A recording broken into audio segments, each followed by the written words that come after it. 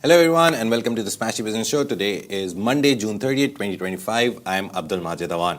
And I'm Warid Ahmed, and we've got a packed show for you today. Firstly, we're going to be discussing the wedding of the year. So Jeff Bezos has married Lauren Sanchez in this $56 million wedding in Venice with Jordanian royalty present.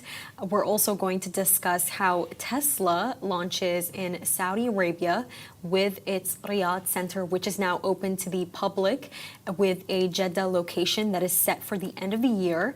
And it's reported that Israel's 12-day war with Iran is estimated to cost $6 billion, according to the central bank.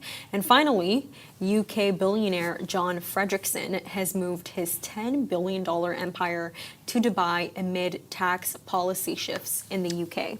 And if you're looking at social media during the weekend, you wouldn't have missed it. Amazon founder Jeff Bezos and Lauren Sanchez tied the knot in a lavish 3-day wedding in Venice, reportedly costing between $47 million and $56 million. That's what Reuters reported. Now, the celebrations spanned Venice's iconic landmarks, beginning with a ceremony at Madonna dell'Orto Church and a private vow exchange on the island of San Giorgio Maggiore, I believe.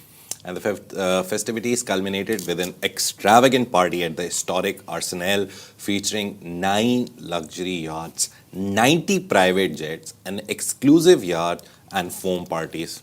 So high-profile guests included Kim Kardashian, Leonardo DiCaprio, and Oprah Winfrey, and most notably, Jordanian royalty. So Queen Rania, Princess Iman, and Crown Prince Hussein added to this regal flair to the event. And the wedding's grandeur was marked by couture gowns and exclusive events, blending business, celebrity, and royal elements in one of the year's most talked about social occasions. So why is this entire wedding actually a big deal? I mean, it's crazy. You have the coalition of No Space for Jeff Bezos, which protested against this. You have the Everyone Hates Elon Musk group in Venice, which protested against this. And the entire reason for this actually is because of the fact that Jeff Bezos is the third richest man in the world. And of course, he did not just bring himself or just bring his guests. He brought over 90 private jets to Venice, and they also had a lot of expensive boats that were present. And for the Venetian community, this was a problem because they're already facing flooding issues. They have a lot of climate issues, and all of these private jets, they add to their CO2 emissions. And I remember there was even this protest that was like, the wealthy Jeff Bezos can pay tax too. And I think what's so interesting about this is because you have the Venetian mayor who actually responded and said, no, this wedding is it's such a good celebration because it is bringing more rich people to our ecosystem. But I completely understand the people of Venice, to be honest with you, because it's almost like this entire wedding could have been very private. We all did not have to hear about it. But Bezos and his wife, Sanchez, they made sure that we all heard about this wedding, that it almost became this like public spectacle. And it's worth $50 million. But I think my question is, why would Jordanian royalty be present? Why would Queen Rania be there? With Queen Rania, maybe the wife. By the way, she was present. She was present for their engagement party, and honestly, the best way that I can think of this, Majid, is that the Jordanian economy, they need more foreign investments. I mean, we saw how when Trump went crazy and he decided to put tariffs on everyone, Jordan had the highest tariffs imposed on them in the Middle East. I believe up to 40%. So I think by them ensuring that they have close ties with Jeff Bezos, the world's third richest man, I think it's definitely going to allow for more foreign investment into their country. Like, it can't be underestimated. And Jared Kushner was also there, and I think he has a fund with the Qataris. He got an investment from them and also from the UAE. Jordan is very interesting in terms of all this because they're very, very, very close to America. Then they got slapped with tariff. But on the flip side, the king, he is very, very vocal about Israel's atrocities and the genocide that they're carrying out in Palestine. So it's a very love-hate kind of a relationship. Jordan was the first country where Carrefour had to shut down because of boycotts, and it was rebranded by Majid Al Futtaim into, what was the name? Very interesting name, Hypermax. Hypermax. So, so we see that people have this affinity towards America because they get so much aid from US aid, through US aid for a lot of their educational projects, their healthcare projects, but they hate the people, they hate American policies overall. So it kind of reminds me of my own country, Pakistan also, because the general sentiment towards America is, oh, it's a bad country, it does bad things to people, but we get so much in aid and through contracts, and a lot of third world countries which are dependent on American money have this sentiment that they have kept us, they've they have a hold on our economy, so they're bad people, but without them they also can't survive. It's a very unnecessary or necessary evil which is there. There was this one interesting thing that I found, that the couple prioritized Venice's economy and heritage. They sourced nearly 80% of the supplies locally, requesting charitable donations instead of gifts. So they didn't get any gifts. Instead, they were like, if you're coming. I did see that invite. And people are going crazy over it because they're like, they how are you? supported UNESCO Venice, Corella, and Venice International They University. donated actually 3 million euros to be specific. So imagine, instead of gifts, they were like, okay, that. So there's two sides of the coin. Some people hate them for coming there and putting up this luxury show. It's mostly Venetians, people who live there, and they don't want anyone to come because they want silent, peaceful life. And then there's the other side, that they've contributed so much to the hype that they've created. To be honest, it will blow up. People will start going there and start posing at where Jeff Bezos and his wife posed for their anniversaries and this. So tourism will see an uptick, but again, other problems like 90 jets. Just talk about sustainability. You know what it is, Majid? Honestly, there's no part in me whatsoever that will blame a rich person for having a rich wedding. Yeah. In the end of the day, it is their money. Yeah. I think what the point here is that, for the Venetian people, is that it's not that there shouldn't be rich people. It's that there should not be poor people. You're not allowed to come to a society where they have so many of these implications that they're going through, and put such a beautiful wedding in display to them. I think it's the fact that it is almost tone deaf. I think that he could have gone forward with this perhaps without letting people know about the wedding. But if you invite Kim Kardashian and Jordanian royalty, people will pay attention. Very local example. I was just doing the tourism story, and His Highness Sheikh Mohammed, the ruler of Dubai and the Prime Minister of UAE, he recently tweeted that UAE was the top 7 it was part of the top 7 global destinations in the world which got international visitor money. So people came and invested. It was about 218 billion, but above 200 billion. The funny thing is, we see a very big crowd of international visitors come to Dubai, come to Abu Dhabi in peak seasons, right? Yeah. Dubai people, maybe some of them complain that, oh, there's too much traffic on the roads, there's too much traffic on the landmark sites. But it's so nicely controlled by the government. They make the metro lines more effective. They deploy more personnel to handle the crowds.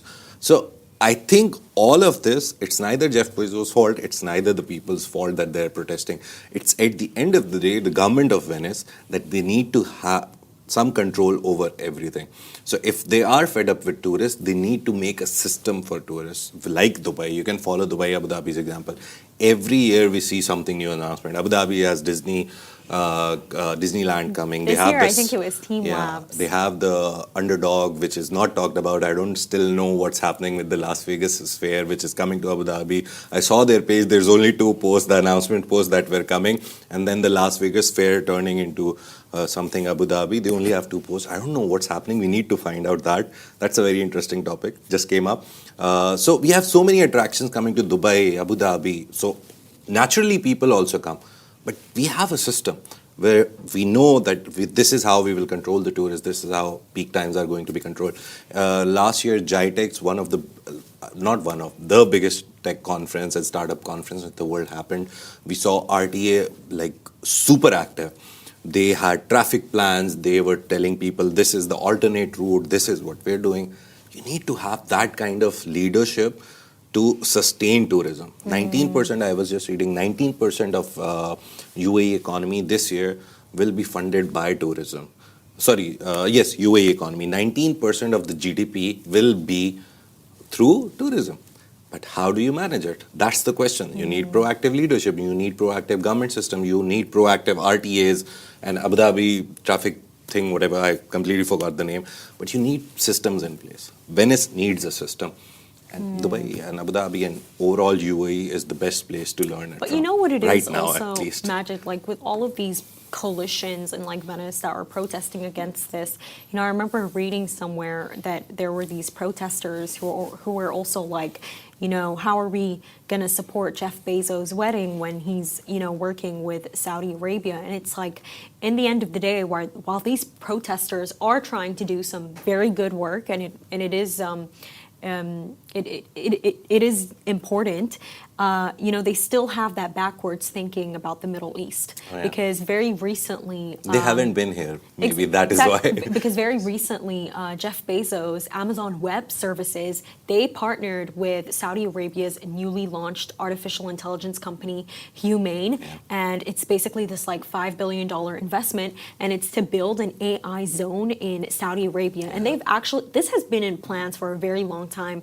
They're trying to build an AI presence in Saudi because they are very much aware that this is just the beginning for them, and that, you know, they need to be looped in immediately to have a head start. And, you know, some of the protesters, they were noting this, like, you know, how can Jeff Bezos work with Saudi Arabia that is so corrupt? And it's like, you can tell that these protesters don't exactly have the most sane thinking, you know? So in the end of the day, I just think that you got to let people live. Like, let him have his wedding. It's none of your business. You're talking about Amazon and Saudi. Recently, one of my friends works in Amazon, came back to Dubai. He's shifted here. He was the category manager for Lux cosmetic products, there, luxury cosmetic products. He was telling me such an interesting story. He was like, the Lux cosmetics industry, the category was very bad in Saudi Arabia, and it was beaten year on year by UAE. And I was like, UAE is such a small country. We have so many less people as compared to Saudi Arabia. Geographically, we're smaller than Saudi Arabia. I was like, yeah, there was zero demand for luxury cosmetic products. And he stayed there for like, I think he went in 2019, 2020. No, sorry, 2021 he went there. That's so interesting. And in 4 years, now they're at par. So I was like, because I was talking to him from the smashy business perspective, and he was giving me the Amazon perspective. What was your perspective? My perspective was that we have seen in the last 2-3 years that the new generation, which is young, they want to do stuff. They're going into BNPL, they're going into AI, they're going into jobs. All these people, like their proneness to the social media, I think that is why now they want Lux cosmetics products, the luxury cosmetics product. And he was like, yeah, I saw that change data on happen. Amazon, Magic? No, it's him telling me because he was the category manager. Now he's moved here and he's the category manager for the grocery section. Yeah. That's a very interesting story. How grocery this is not grocery and this is grocery. I'll tell you some other day. But very nice insights from him. I can't name him, but he knows Magic, I'm talking about him. You know why this is so interesting, by the way? Because I remember when I used to work as a sales associate and I was at Lush, I had a high number of Saudis, more Saudis than Emiratis. Yeah. And it's because like, they would come here to buy it, right? Exactly. Yeah. And for me, I was so curious. I'm like, guys, like, do you not have Lush in Saudi? And they were telling me how, like, you know, they come here to shop. And I think with Dubai, with the UAE, and especially, you know, Dubai as a city, they've done this very strategic thing of positioning themselves as this, like, luxurious standpoint. Like, this is where luxury is, you know? Fashion avenues. Like, I feel like they've drawn this feel to it that that it's like if I want to do my luxury shopping, I want to go to the Dubai duty free. I want to go to Dubai to do my shopping. Dubai Mall, the Fashion Avenue, it's like a complete different world. You walk across the Dubai Mall, you won't feel different. But as soon as you enter the Even Fashion their Avenue, bathrooms, it's crazy. Yeah, it's different. It's completely like Lux. But yeah, that's the update from the Amazon wedding, the Jeff Bezos wedding. But now we move on to Saudi Arabia. We're talking about it. And Tesla has officially entered the Saudi market. They did a launch event, but finally they've opened their first center also. So they've unveiled their first service and delivery center in Riyadh. It was last Thursday. We were off for 3 days, so now we're discussing it today. And it's on the Takhassusi road. And a second center is also planned to open in Jeddah before the end of 2025. So the company will begin deliveries of its popular Model 3 and Model Y vehicles with plans to introduce the Cybertruck by the end of the year. So this marks the Cybertruck's first market outside North America. And Tesla is also expanding its support infrastructure, launching mobile servicing for owners and growing its supercharger network. Currently, 28 charging stalls operate across Riyadh, Jeddah, and Dammam. So Saudi Arabia aims for 30% of Riyadh's vehicles to be electric by 2030, supported by public investment and infrastructure development. So Tesla's arrival taps into rising local interest, with surveys showing 40% of Saudis considering EV purchases within 3 years. And despite stiff competition from PIF-backed Lucid Motors and Chinese brands like BYD and Zeekr, Tesla expects initial sales of 10,000 to 15,000 vehicles in the next 2 years. The company's success will depend on the Cybertruck launch and service network expansion in this emerging EV market.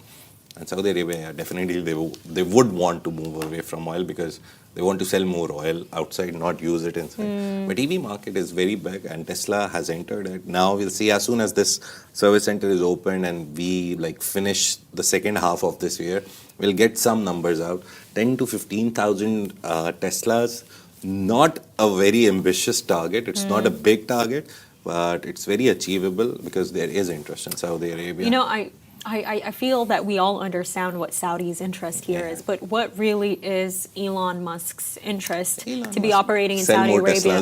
Now, I remember we did a piece about it on Smashy, and I think what's really eye-opening here is the fact that Tesla's primary market is the U.S. Most of their buyers are American, but guess who their second largest buyers are? China. It's the Chinese, and I think that this is such a nod towards their entire drama and his fallout with Donald Trump, because I think that it was like a build-up from when Trump placed those tariffs on China. Because what will China do? It will take a look at who Trump's right-hand man is and say, okay, fine, we won't buy your Teslas. We're going to buy BYD. We're going to buy Chinese product. So I think so many. That's the problem with Musk making China is like second market or secondary market, because they have so many options. We have so many options here in Dubai through Chinese EV vehicles. Imagine in the country how many options do they have. So he needs to pivot, and I think this is the best pivot right now, Middle East, because people have money here to buy Teslas. Exactly, and I just there was this prediction basically that Elon is not just going to sell Teslas in Saudi Arabia, but he's going to sell them for a more expensive price to make up for that shortfall for if less Chinese people buy Teslas. And I think for me, that's what I see about this story. I think it's more about Elon's interest more so than Saudi's. And there's reports that they're opening other places as well. Kuwait, there was a report that they're going there. Imagine, are they open here? In Dubai, I have never seen a Tesla store, but there's like 100 Teslas. We have Tesla taxis, so Tesla penetration in this market. They are open here. The Tesla Center showroom is in Sheikh Zayed Road. Nice. I've seen the charging stations, like wherever I went to Abu Dhabi Mall. Not Abu Dhabi Mall. Which one? Yas Mall. They have like a whole line there. They have multiple charging stations, especially for Tesla in a lot of places. Never saw the Tesla showroom. But again, the thing is, we have Tesla for taxis. The penetration into this market was like very long on. But I think the whole Middle East is still a market for him. And that is going to be his secondary market after US. Even to be honest, if there comes a day, which we saw, there were a lot of protests against Tesla. People were burning cars, throwing stones at them. Even if he exits US completely, globally, he still has a big Middle Eastern market which has a place for EVs. And they're trying to move away sustainability with Saudi Vision 2030. UAE has the Urban Mobility 2040 plan. We have so many plans which actually need EV, which actually need us to move from fossil fuels. He has a very big market. He just needs to tap into it properly. And the next story for today is very interesting. We actually have numbers from how much Israel lost in terms of infrastructure and all that, and it's $6 billion. So Israel's recent 12-day unprovoked conflict that they started with Iran out of nowhere is projected to cost the country roughly $6 billion, equivalent to about 1% of its GDP, according to Central Bank Governor Amir Yaron.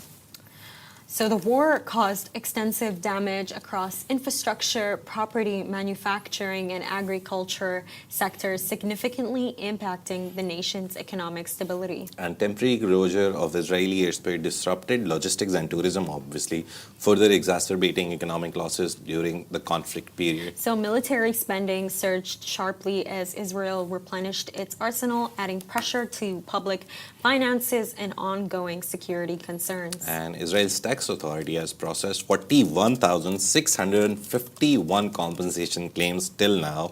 More will come, most probably, including over 32,000 for structural damage, that is buildings, houses, all that, 4,100 for vehicle damages, and 4,400 for equipment losses, highlighting the widespread material impact.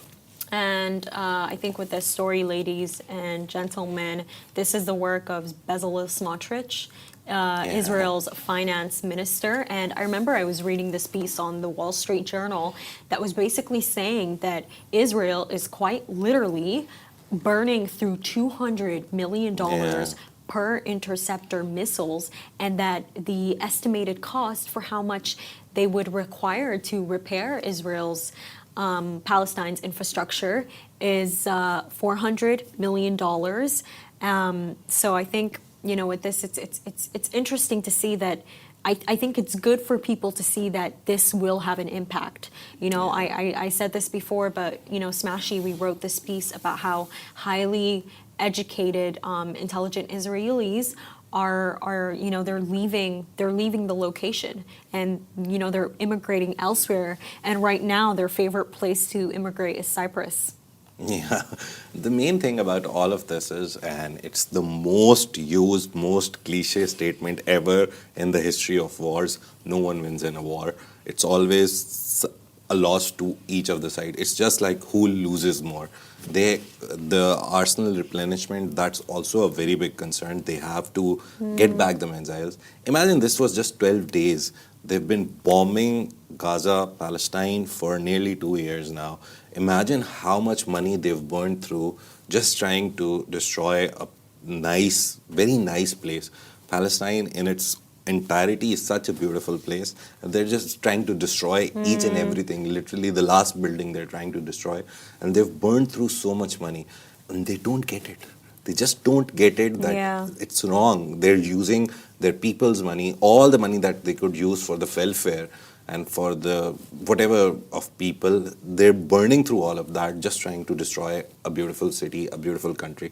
And all that, and then they attacked Lebanon as well. They're literally, doing it for no good reason. There is a logic behind it. A lot of people say that it's just to give Benjamin Netanyahu the legitimacy to stay. Because otherwise he has so many cases going. We talked about the BB files. I still haven't seen it. I have to see it. I read a synopsis of it, just that. But I have to see the whole documentary.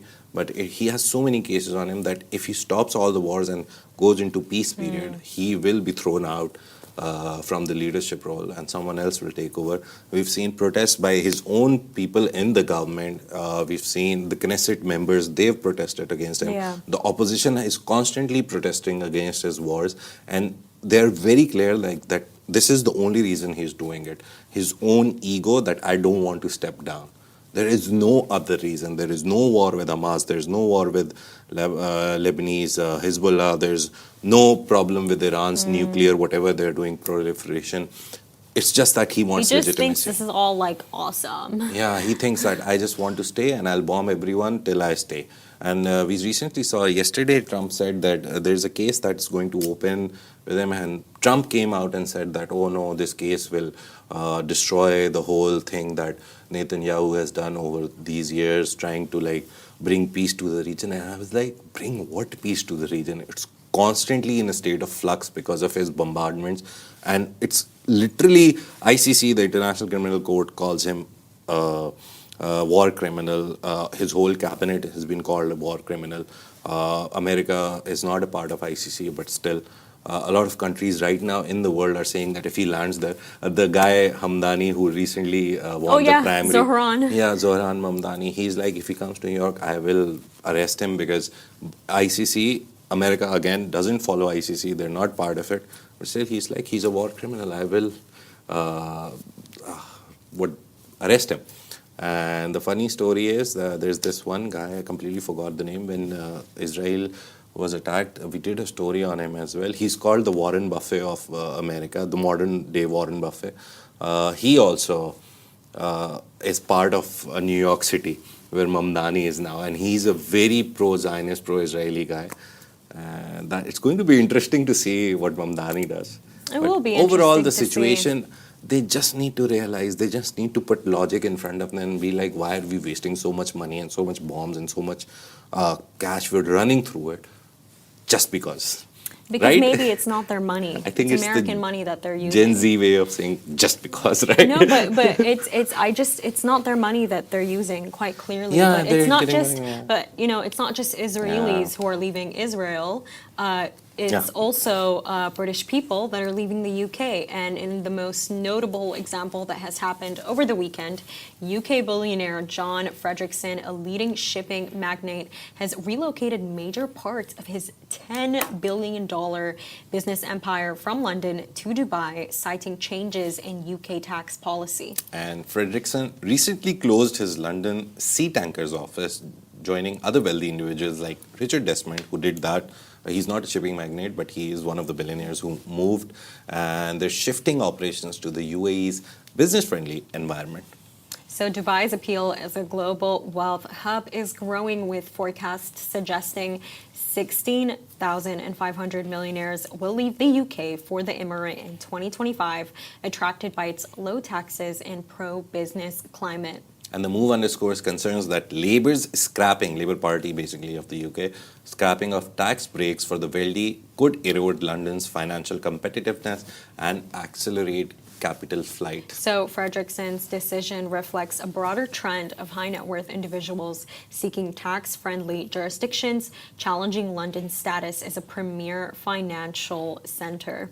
Yeah, everyone is running away from the UK. It's crazy, and Yeah. there are so many names. Just very recently there was Nassif Suarez. He moved his business to Abu Dhabi, but he also moved to Italy, which I so think. basically he opened his family office in Abu Dhabi, and so basically you have a country where you're living. So if it was UK, you have to pay taxes now. So he moved it to Italy for better tax-friendly policies. So he himself is in Turkey, but his family office is in Abu Dhabi, because we see a lot of family offices opening in Abu Dhabi now. The richest man of Nigeria, he has a Abu Dhabi office. I can count so many. Do you remember his name, Majid? Yeah, no, I don't remember. It was last year we reported, but I remember that he was the richest man in Nigeria. Naguib Sawarez is here. He's doing his business here. He has a Monify. He has launched it last year here in Dubai. So literally everyone right now is living here. And reminds me, and before we finish, it reminds me of the idea, and I will repeat it for the next whole year, where this person, Abu Dhabi Financial Center head, he said a very nice thing. Badr al-Ulama, he said that Abu Dhabi, they're trying to build it not to be a likable city, but a lovable city. And that's the most important thing. They don't want people to just come here, like it, and stay and invest money. They want people to come and love the city. So they're trying to increase the lovability of the city, that then if you love it, you'll bring your family, you'll bring your business, you'll bring literally everything, and then stay in Abu Dhabi. And to be honest, Abu Dhabi is my favorite emirate out of all the 7. Why don't you live there then, Majid? I have a job in Dubai. I will ask Rich to move me someday to Abu Dhabi and we'll shift this whole thing. Guys, I'm so glad he finally admitted it. I feel Yeah. like nobody loves, tooting Dubai's horn To more be than honest, Matt I've did. realized over like these last 2-3 years, Abu Dhabi is great Yeah. if you're a businessman. Dubai is great if you're a job person because Dubai has more job opportunities.